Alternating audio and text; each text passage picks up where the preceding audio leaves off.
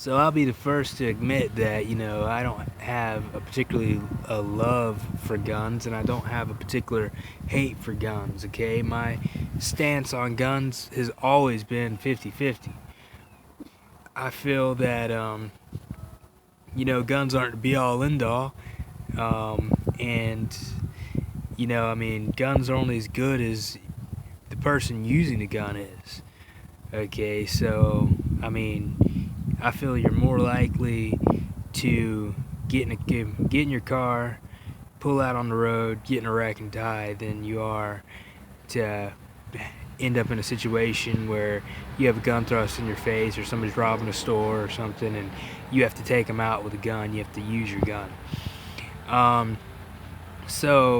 went and got my concealed weapons permit a while. Well, I did the class for my concealed weapons permit a while back, but I said, you know what? It's like that's a big responsibility to carry a gun. You're carrying lethal force. You're carrying something that can take a life just like that.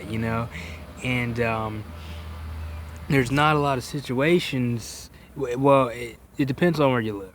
There's not a lot of situations where you're gonna have to, pull a gun on somebody. And how I feel about guns is if you pull it on somebody, you better be ready to pull the trigger. If you pull a gun on somebody, you better be pulling the trigger in the next breath because if you pull a gun on somebody, it's better be a situation where you had to pull a gun on somebody. They better have been trying to kill your wife or your daughter or your son, or they better have been trying to kill you. It was life and death struggle.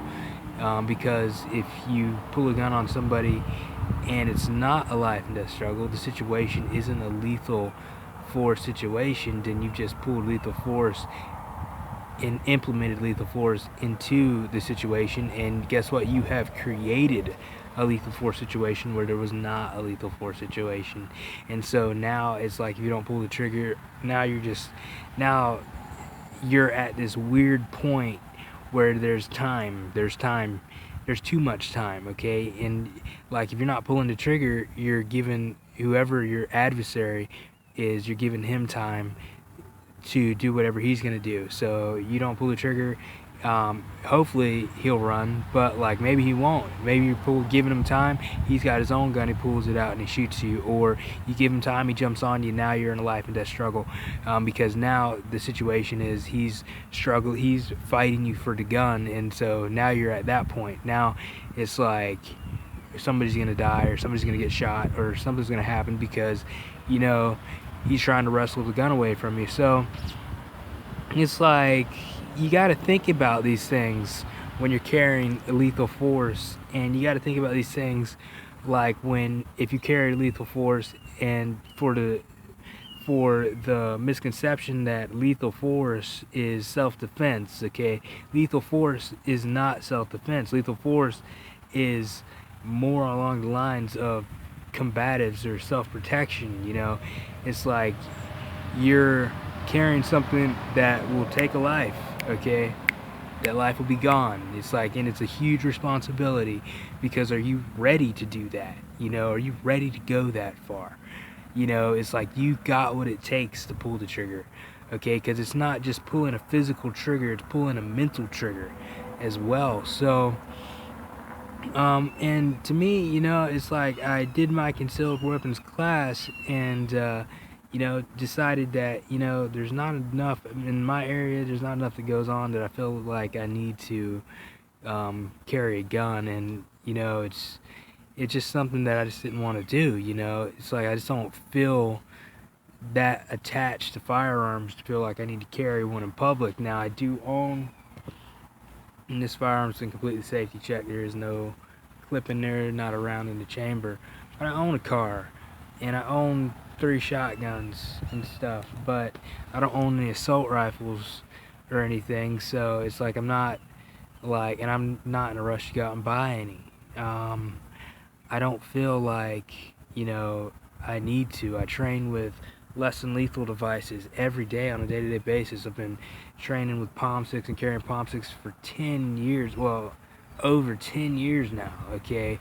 Faithfully carrying and training. People have made fun of me. They look at this kind of stuff and they don't believe in it until, it's hitting them in the ribs and stuff. Like, and like then they understand like this is a force multiplier, and I mean, like, I slam this into your ribs or side of your neck, it's done. You're done. Like, you may not be dead, but you're done.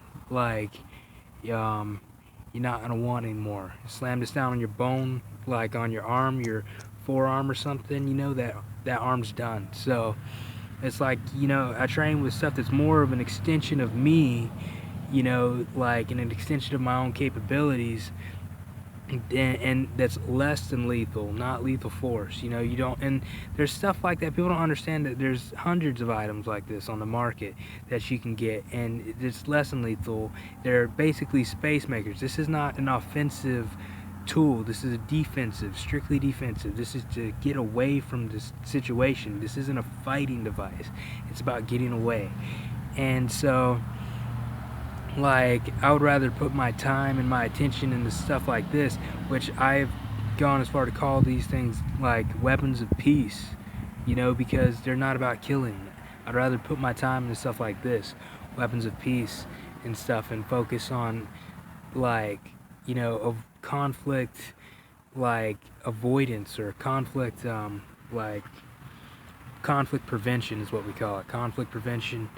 I would rather focus on conflict prevention and then conflict de-escalation than, killing and stuff like that. So, like, this is what I do. This is what I teach. This is what I believe. Okay, this is where my passion is. But, I feel like we should be allowed to own firearms within reason, and it's like, whether it's assault rifles or not, it's in our Constitution. And stricter gun laws and stuff, that's not going to affect non-law abiding citizens. They're going to acquire guns like anyway. So